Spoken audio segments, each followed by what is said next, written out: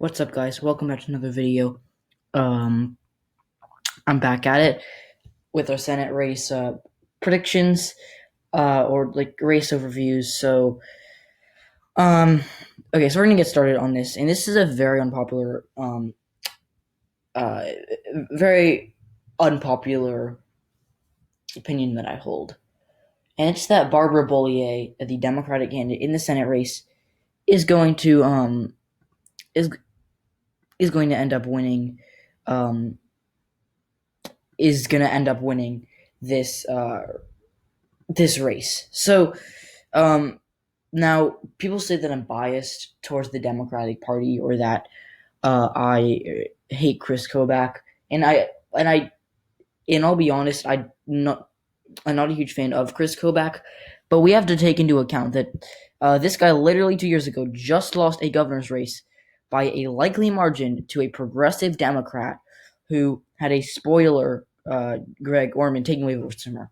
We also have to take into account the fact that every single poll that has her going up against Bollier versus Kobach, Bollier +1, and again, Kansas has a lot more registered Democrats, or sorry, Kansas has a lot more registered Republicans than registered Democrats. So if you want to do the Red Eagle strategy and weight the polls, which again isn't even the best idea ever, then you would have Bollier ahead by even bigger margins.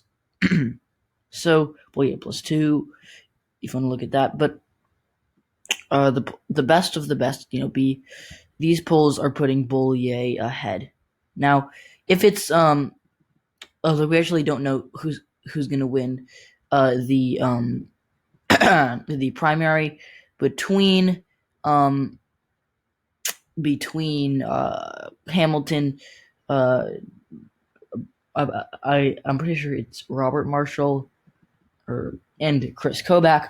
Right now, Kobach is definitely the favorite, but he could lose mostly because the GOP establishment really does not like him because they know they're pouring money into the primary, so they're already wasting money on trying to help Marshall win the primary instead of Kobach because they know that if Kris Kobach is the nominee, Kansas is 100% in play for the Democrats and does favor Barbara Bollier. And why did it go to that? There's Senate. Oh, there were some polls added today. Okay, I'm just gonna check on this. Okay, so this is actually interesting. So Greenfield +2, some polls. Kelly ahead by 7. Also ahead of Purdue. That's very interesting. Cunningham +1 over Tillis. Dane's actually leading Bullock. That's very interesting. Although it's not a great rated poll. Okay, the best poll is Gordon ahead by 9. Yeah, Gordon's gonna win that race. All right, so we got a little sidetracked there. We're gonna go to Kansas. So Kansas, anyways, is gonna be Kansas is gonna be very competitive if Kobach is the nominee. If not, it'll be probably likely to stay for the GOP.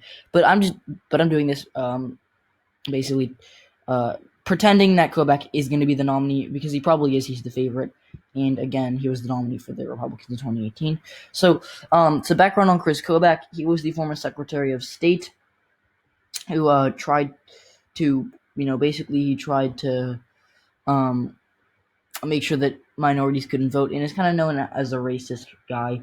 He has had a very bad electoral history. Remember, he was elected or Secretary of State, and he was chair of the Kansas Republican Party. But other than that, he hasn't won any big elections. He lost the race for governor, and I want to talk about this race. So this was a midterm election, and that's actually good news. So usually midterms are good news for the GOP because it's lower turnout and that helps them out. But this year, it's not good news for the in 2018, it was not good news because they got wiped out across the board, including in very, very red Kansas, which at the presidential level is going to stay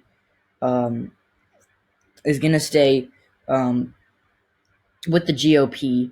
But in 2018, Kansas, they elected a Democrat governor. Now, Laura Kelly, she won. She ran on a pretty progressive platform. She ran, as the education governor, wanted to expand education, access and its quality. Whereas Kobach kind of ran as the neoconservative type, and Greg Orman was running an independent campaign. And remember, he was a former Democrat. He was a Democrat for a few years, but yeah, he was a Democrat, and he actually ran in 2014 Senate race, and got a lot of votes basically from the Democrats who just didn't want to vote red. So he was associated much more with the Democratic Party than the GOP.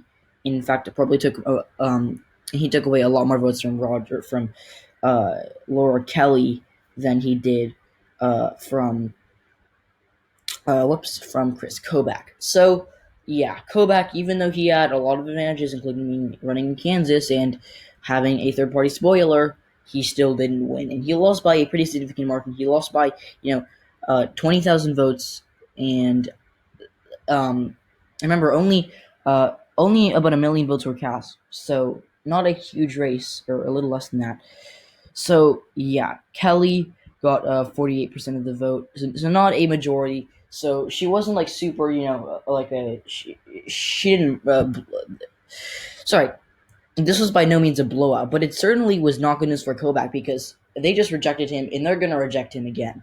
So the polling does have Bollier ahead, but I'm not going to stress that too much. But I'm also going to stress that Laura Kelly, when she was first sworn in, she was very, very. She's been popular from the start. She had a 43% approval rating, 20% disapproval rating. Since then, she has maintained a very high approval. 2 years into her, well, basically, yeah. So these numbers are from the end of 2019. So, and as we all know, in 2019, the GOP was on the path to get Trump reelected. Now that's certainly not the case. So, Kelly currently has a as 2019 a plus 26 net approval, 25. I don't know why, because I just did mental math. It's 26. Democrats very highly approve of her, so she's definitely going to get all the support from her. Well, just generally, Democrats do approve of their governor, and the Republicans only negative net -3. That's so that is very, very good. I cannot stress how good that is, because that would be like Donald Trump having a -3 net approval with Democrats when right now it is -96. And then with independents, very helpful. She's plus 24, so very good news for her. And if we had this for Kobach, I'd say his own party probably only plus 10. Democrats, he'd be doing horribly, and independents, he'd be doing horribly. Because remember, independents went in overwhelming numbers for Kobach or for Kelly, and some of them just cast, and a lot of Republicans and Democrats who were kind of moderate cast a protest vote for Orman, even though Kelly still won. So had we subtracted Greg Orman from this race, I believe Kelly would have probably won by something like 7-8 points, or maybe even 10, because I bet that she would have won 3/4 of Orman's voters. Okay, so now we're going to talk about the fact that Barbara Bollier, who's the Democratic candidate, she has some experience in politics. She was a former state senator for Kansas in the Kansas State Senate, and she served as a Republican. So she was a Republican in the state Senate, and she switched in 2018 because she was not a huge fan of Donald Trump, and because she was a doctor, and she believed that her party, or that her former party, the GOP, was kind of going against a lot of scientific stuff, or teachings, or general consensus among the community of well-educated doctors and scientists. And she is also a big advocate for LGBTQ rights, and yeah, so she left the party and is now running as a pretty conservative. Okay, she's now running as a pretty conservative Democrat. So basically, she has all the appeal that Kelly has and a little bit more, because there were some Republicans who still kind of were like, I don't like Kobach, but I'm going to vote for him anyways, just because I don't want a Democrat in office. Barbara Bollier, she was a former Democrat. She was also she's still a conservative Democrat, and I believe she has okay, that's interesting. That's very, very interesting. Okay, so she still does have one challenger, but she's gonna win. Barbara Bollier is gonna win. So, anyways, Illy Bollier versus Kobach. I'm pretty sure So yeah, if it's Bollier versus Kobach, it's probably going to tilt towards the Democrats, maybe even lean. But if it's Bollier versus Marshall or Bollier versus Hamilton, Hamilton probably he'd win it by something like 9-10 points. Marshall he has the potential to blow Bollier out. But again, Bollier is a very strong candidate in her own right, and having Kobach against her on the ballot is very, very good news for her. So, yeah. Thanks for watching. I do have a Patreon. If you really want to go the extra mile, I don't expect that, but if you do, you will get perks and benefits. So yeah, please consider subscribing. So we haven't gained a ton of subs, or 237 at the time of this recording. Our growth is kind of halted. So if we can, get to 240 by tomorrow and keep growing, that would be awesome. And I thank you all for watching. Bye.